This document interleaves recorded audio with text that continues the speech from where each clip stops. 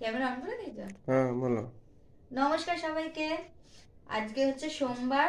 আজকে আমরা তিনজন মিলে আমাদের এখানে একটা লোক উৎসব হচ্ছে, সেখানে যাচ্ছি। আমি রেডি হয়ে গেছি, এখন আমার ছেলেকে রেডি করিয়েছি। এখন বাজে 7:30, বেরোনোর কথা ছিল 6টায়। অলমোস্ট 1.5 ঘন্টা লেট। যাই হোক, এখন বেরোচ্ছি সবাই মিলে। তা তোমাদের সাথে একেবারে লোক উৎসবে ওখানে গিয়ে দেখা হচ্ছে। চলো টাটা। দেখো আমরা লোক উৎসবে চলেও এসেছি। আর লোক উৎসবে ঢোকার আগে মানে মেলায় ঢোকার আগে একটু গরম গরম চা খেয়ে নিচ্ছি, কারণ প্রচণ্ড পরিমাণে ঠান্ডা পড়েছিল সেদিনকারে। আর আমরা যেদিন গেছিলাম সেদিন 1 জানুয়ারি ছিল, এই জন্য লোক উৎসবে কিন্তু ভিড়ও ছিল। এখানে ভূমিকম্পের সময় প্রচুর মানুষের জীবনহানি করে থাকে। এটি যে মানুষকে সচেতন করা যায়, এটি যখন ভূমিকম্প হবে তখন এটি বেজে উঠবে। দ্বিতীয় আছে আমাদের ফায়ার অ্যালার্মের কাজ হলো, যখন সোসাইটি বা বাড়িতে আগুন লেগে যাবে তখনই এই অ্যালার্ম সিস্টেম বেজে উঠবে।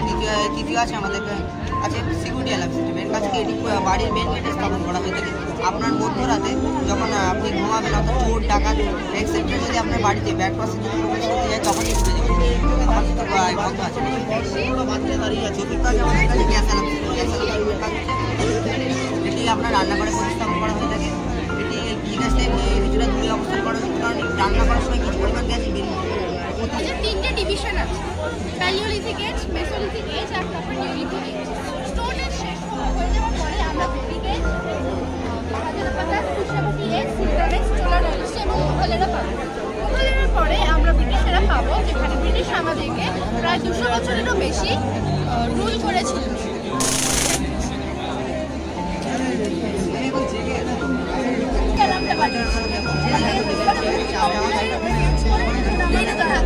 এদিকে আমরা একটা ব্যাটারি সুইচ বসার আটটা গ্লোব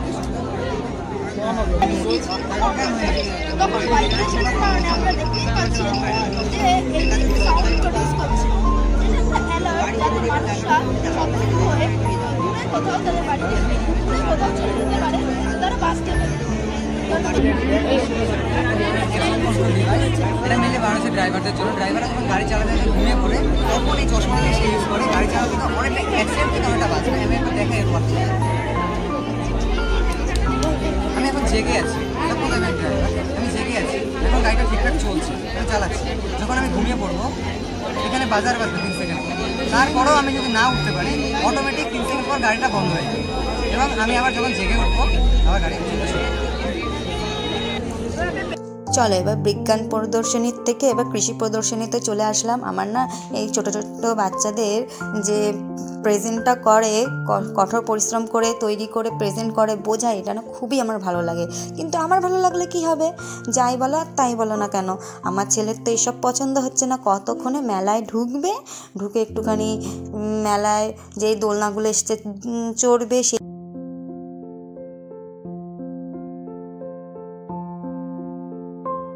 দেখো আমরা লোক উৎসবে আবার চলেও এসেছি, যেটার মেন আকর্ষণ, যেটার জন্য এত কিছু ঘটার আয়োজন, মানে এদিকে বিজ্ঞান প্রদর্শনী, কৃষি প্রদর্শনী, ওইদিকে মেলা, এটাই হচ্ছে মেন আকর্ষণ যে লোক উৎসব। এখানে ছোট ছোট বাচ্চারা গান করে, নাচ করে, হ্যাঁ অনেক ধরনের ফোক গানও হয়, এমনকি সকালবেলায় যেন প্রতিযোগিতাও হয়। কিন্তু আমরা তো সকালবেলা আসতে পারি না, কিন্তু দেখার তো উপায় নেই।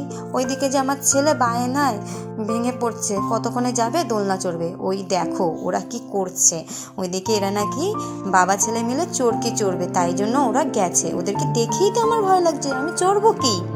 তা আমি দর্শকের মতন দাঁড়িয়ে দাঁড়িয়ে দেখছি ওরা চড়ছে। যাই হোক, ওরা চড়ুক, এনজয় করুক, আমি বাবা দেখি, এটাই আমার কাছে। আমি দেখি উপভোগ নিই, ওরা চড়ে উপভোগ নিক।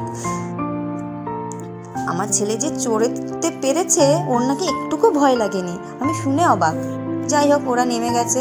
ওদেরকে আমি মনে হচ্ছে যেন আমি রিসিভ করতে এসেছি এয়ারপোর্টে, ওরা ওই যে হাত দেখাচ্ছে, এখন ওদেরকে নিয়ে বাড়ি যাবো এরকম মনে হচ্ছে। যাই হোক, এরপরে চলো একটু বেলুন ফাটিয়ে আসি।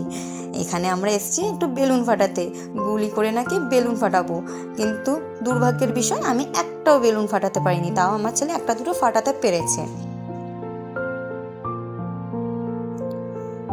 চলো এবার দেখো অন্য একটা জায়গায় যাওয়া যাক। এদিকে কিন্তু আমাদের বেলুন ফাটানো কমপ্লিট। ওই দেখো ওইদিকে দেখো আমার ছেলে এদিকে এসে আবার এটা চড়বে। তা আমি যে যাক তুই চড়, ভালোই হবে।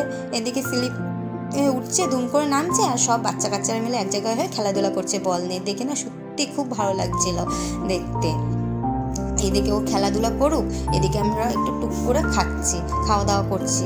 আমার বর হট করে বলছে কি একটু যাই গিয়ে কোনো খাবার নিয়ে আসি। তা ওই যে বলতে না বলতে নিয়ে চলেও এসছে ফ্রাইড মোমো। তা বলছে কি ও চড়ুক, আমরা একটু খাওয়া দাওয়া করে নিই। আমরা একটু ভালো মন্দ খেয়েও নিচ্ছি এই ফাঁকে। ওই দেখো ওইদিকে ওরা না ভাপা পিঠের জন্য লাইন দিয়েছে। আমি ভাবলাম কি তোমরা ভাপা পিঠের জন্য লাইন দাও, আমি একটুখানি এই সবগুলো দেখে নিই। আমার বর কিন্তু বলছে দেখো দেখো কোনো ব্যাপার না, কিন্তু আমি এখন কিন্তু কিনে দিতে পারবো না, অন্য আরেকদিন এসে তখন তোমার যা যা লাগে বলো, তোমাকে নিয়ে এসে কিনে দেবো। আমি বলছি ঠিক আছে তাই হবে। ওই দেখো লাইন দিয়ে ভাপা পিঠে নিচ্ছে, নিয়ে খাওয়া দাওয়া করবো। আমার ছেলে কিন্তু ও আবার ভাপা পিঠে খাবে না, ও নাকি দুধ পুলি খাবে, তাই জন্য একটা দুধ পুলিও আমরা নিয়েছিলাম।